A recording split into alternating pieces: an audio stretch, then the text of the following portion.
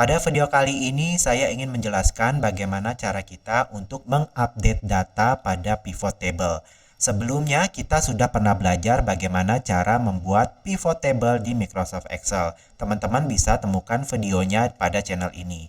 Nah, sekarang kita akan membahas apabila kita melakukan perubahan data atau penambahan data di tabel sumber, maka bagaimana cara kita mengupdate agar nanti data di pivot table-nya juga akan ikut berubah. Nah, untuk cara pertama, apabila ada perubahan data pada tabel sumbernya. Misalkan di sini kita sudah buat pivot table dari tabel penjualan dari bulan Januari sampai dengan bulan Maret. Misalkan pada data di tabel sumber ini ada perubahan data. Terus bagaimana agar nanti nilainya juga pada pivot table ini juga akan berubah. Contohnya untuk barang phone case ya, cabang Jakarta bulan Januari. Berarti kita lihat di sini Jakarta phone case. Oke, saya kasih warna kuning biar kelihatan. Di sini kan totalnya 286 ya. Total 286 seperti yang saya jelaskan pada pembuatan pivot table didapatkan dari total penjualan barang phone case cabang Jakarta dari bulan Januari sampai dengan bulan Maret. Nah, kalau saya ubah data penjualan pada bulan Januari yang sebelumnya 158, saya kuningkan dulu ya. Pasti dia akan berubah juga totalnya di sini kan. Misalkan dari 158 saya ubah menjadi 150. Kemudian saya enter, seharusnya ini berubah. Tetapi ini tidak berubah teman-teman. Lalu bagaimana cara mengupdate-nya supaya nanti otomatis jumlah di sini akan ikut berubah?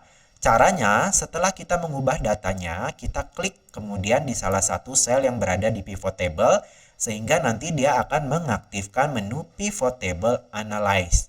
Lalu kita tinggal klik saja pada menu pivot table analyze, nanti pada grup data kita langsung klik refresh. Ketika kita klik refresh, kita bisa lihat data yang berada di pivot table sudah berubah ya menjadi 278, pasti otomatis akan mempengaruhi grand totalnya juga. Kita coba sekali lagi.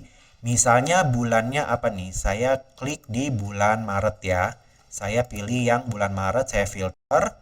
Nanti dia akan menampilkan total penjualan di bulan Maret saja. Misalkan pada tabel sumbernya ini yang cabang, anggap aja cabang Bogor ya. Cabang Bogor untuk pembelian charger, coba kita lihat charger Bogor di sini. Oke. Ini 58, saya kasih tanda kuning dulu. Di sini juga 58. Kita lihat penjualan charger di cabang Bogor bulan Maret 58, di sini juga 58. Seandainya saya ganti dari 58 misalkan menjadi 60. Kemudian saya enter, kita lihat di sini sudah berubah pada data sumbernya, sedangkan di pivot table-nya masih 58. Jadi seperti tadi, caranya tinggal kita klik pada pivot table, lalu kita ke pivot table analyze, lalu kita refresh. Maka nanti di sini datanya akan ikut berubah. Ini kalau kasusnya kita melakukan perubahan data atau ngedit data di table yang sudah kita bikin pivot table-nya. Lalu bagaimana kalau misalnya ada tambahan data nih, kita menambahkan baris baru. Misalkan di sini kan tadi data sumbernya itu adalah penjualan dari bulan Januari sampai dengan bulan Maret. Tiba-tiba kita mendapatkan data baru adalah penjualan untuk bulan April. Biasanya kita akan tambahkan di sini, saya kopikan untuk data penjualan di bulan April, lalu saya masukkan di sini, di bawahnya. Saya klik kanan, saya paste.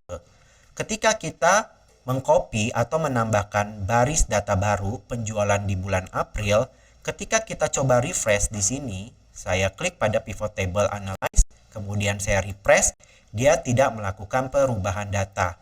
Coba saya pilih misalnya bulannya all ya, atau seluruh oke. Datanya tetap tidak berubah ya teman-teman ya. Ini kenapa terjadi? Karena pada data sumbernya atau tabel sumbernya ini, tabelnya masih kita bikin berdasarkan border, alias kita bikin yang border-border gini.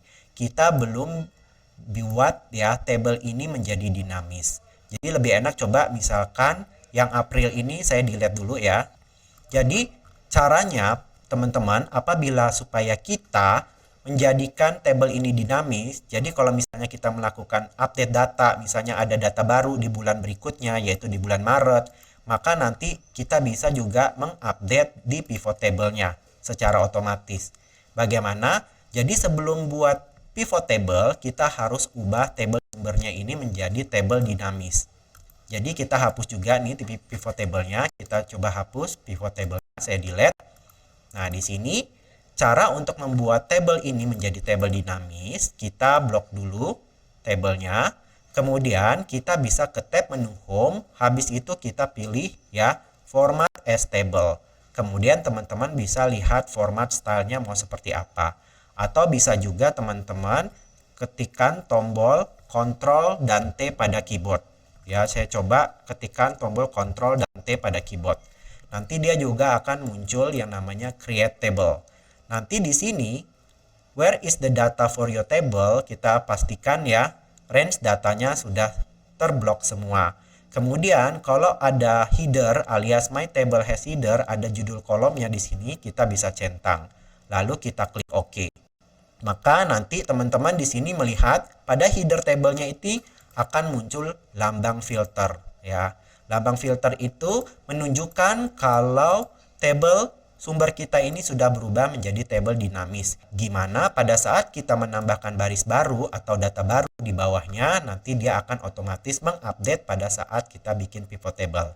Oke, setelah kita mengubah table sumber ini menjadi dinamis dengan menggunakan Ctrl T atau pada format as table ini, kita blok lagi ya, kita bikin pivot baru ya. Kita blok dulu table ini. Setelah itu seperti biasa untuk membuat pivot table, kita klik insert, kita masuk pivot table, terus pilih from table atau range. Nanti di sini udah ada ya table range-nya table 3. Kalau kita ingin tampilin pivot table-nya di worksheet yang sama, kita pilih existing worksheet. Kalau kita ingin tampilkan di worksheet yang baru, kita pilih new worksheet. Di sini saya ingin tampilkan di worksheet yang sama saja. Lokasinya dimulai pada sel G2. Habis itu saya OK. Nanti akan muncul panel pivot table field di bagian kanan. Seperti biasa kita atur aja. Misalnya untuk bulan itu saya masukin di kolom. Terus untuk cabangnya saya di baris atau di row. Untuk bulannya saya masuk di filter ya. Cabang itu saya masukin di kolom. Kemudian barangnya baru saya masukin di baris atau di row. Kemudian untuk nilai terjualnya di sini saya masukkan di value. Kemudian saya klik.